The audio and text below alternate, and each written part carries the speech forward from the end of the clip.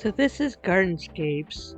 You can also find this not only in the PC version on Big Fish Games, but you can also find it on the cell phone. However, when you play this game on cell phone, it's a match 3 game. When you play it on the PC, or this version on the PC, it's a hidden object puzzle. Both versions have an animated storyline to it, to where we're basically repairing gardens. There's also a homescape version of this game as well. The game dedicates this game to our parents.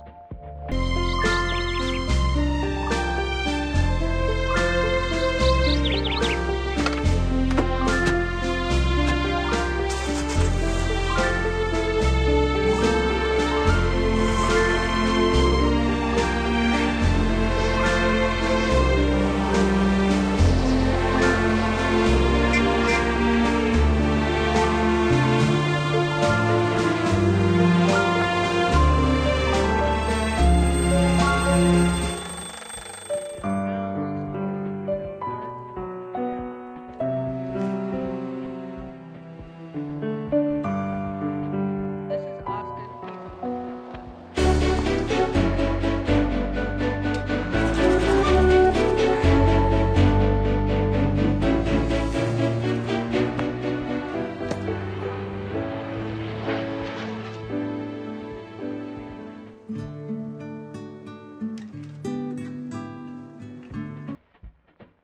So the main character, Austin, is on his way home to his parents. This is his parents. And as you can see, the yard is a little bit of a mess, but he's greeting his parents at this time, and they're excited to see him again. So they have different dialogue here. And you can skip this by clicking on the upper right hand corner, and you don't have to keep watching the dialogue if you don't want to. But now they're turning to me and saying, "Hey, who's your friend?" So this is where you as the player would enter your name. I go back and forth between Echo Pearl and EP, so those are typically the names I'll use. So 3 hours later and 3,000 questions from his mother, he finally escapes to go back outside into the yard. And now he's kind of checking it out because he remembers how beautiful it used to be, and he's determined to restore it at this time. But he has to raise the money to do that, so the first thing we do is go into the dining room, and we're going to find objects from the left-hand side to figure out what we can sell to make money to repair the gardens. And you have to click on each one of these, and the key thing is to try and find the item when you still have 3 hearts, because you'll make the maximum amount of money.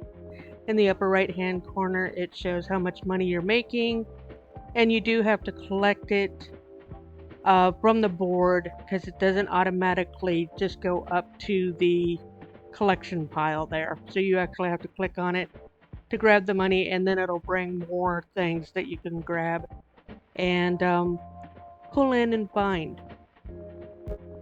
I'm just going to fast forward through finding these objects. They do have different hint things that you can find, so as we go along in this game, I'll point those out to you. Right now, we're not really using hints, but then at the end of each one of these puzzles, it tells you how much money you made.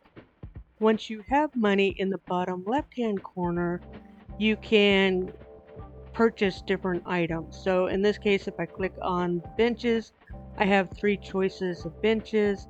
I'm just going with the first one. First one is typically the cheapest one, but sometimes I like a lighter colored design, and so I may go with a lighter colored design, but other times I'll go with the darker one, but I don't have money.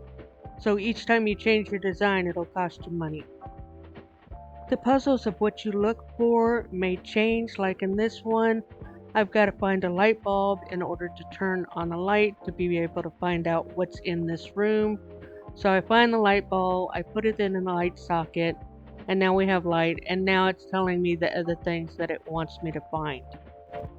The dad also wants me to fix the window, fix the stair banister, um, fix a couple of things in this room before looking for things to sell. So once I fixed all those things, then all the list of things that they want me to find is showing up. And so I'm just going through and trying to find what I can. With each level, you'll get more items that you have to find, but you'll also find more money that you're going to make. Now this scene is the studio, and you will find we will go back and forth into the same rooms over and over again, but I can't say it gets easier because sometimes the items are just hidden better, or you get tired of looking and you're not seeing. But if you collect gold coins like what I just clicked on, that's extra money that you can make. So you always want to try and find the gold coins that are hidden in each room. Now I personally like to just make a bunch of money before I pick out any designs. So that's why I tend to go right to the next item or the next, room to hunt for objects. I don't like to just build one thing at a time. I like to have multiple pieces that I can look at. So we made $579 here, and now we have over $1,000, but our mom is talking to us here. Some of the puzzles are like this one, in which you're only looking for one object, but you have to find 20 of that one object. So in this case, I have to find all these pieces of paper, and there should be like 20 of them, and it'll count them down as you find them all. It's just a case of just finding all these pieces of paper for the photo album.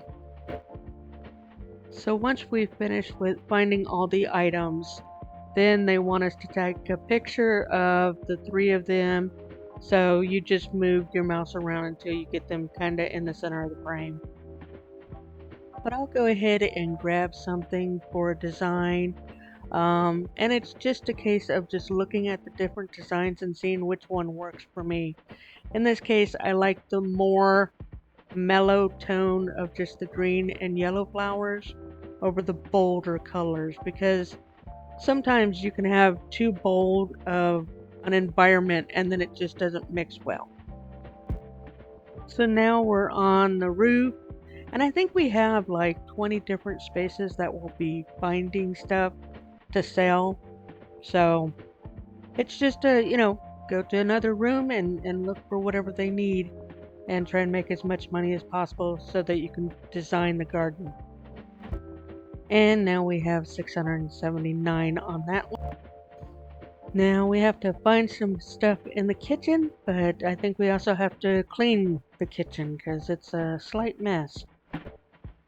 On the left hand side you can see the blue button there that says hint. I have 2 of them.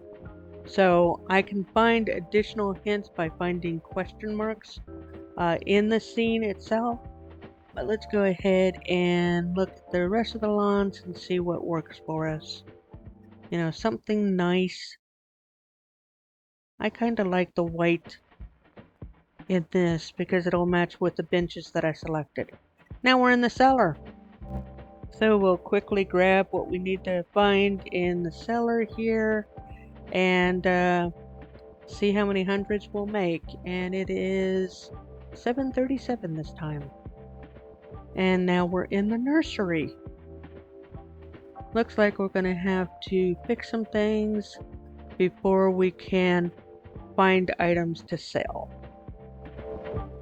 So we have to repair the cabinet, put the shelf up, and it's just basically finding where these items go, and found out that that's where that goes, and it's just going through and finding things and trying to fix things.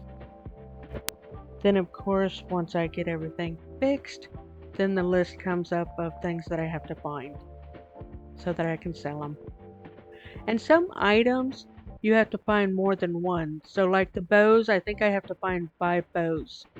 So now I still have, I think, 2 bows left.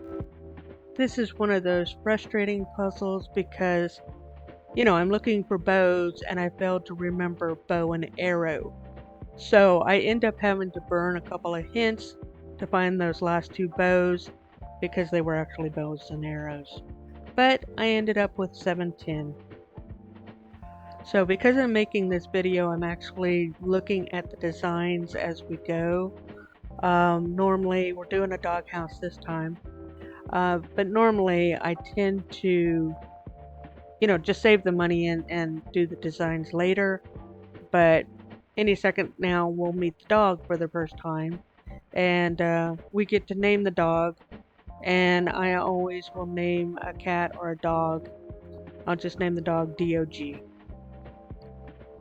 I had a friend in junior high, they named their dog DOG. I was like, oh, wow, that's a cool name. Where does that come from? And her response was, it's the letters DOG. So I think you get the gist of this game. I enjoy it. It's a very relaxing game. You can play it casually. You don't have to play it in a time mode. And it's just one of those easy, not needing fast reflexes type of game, which is ideal again for grandparents.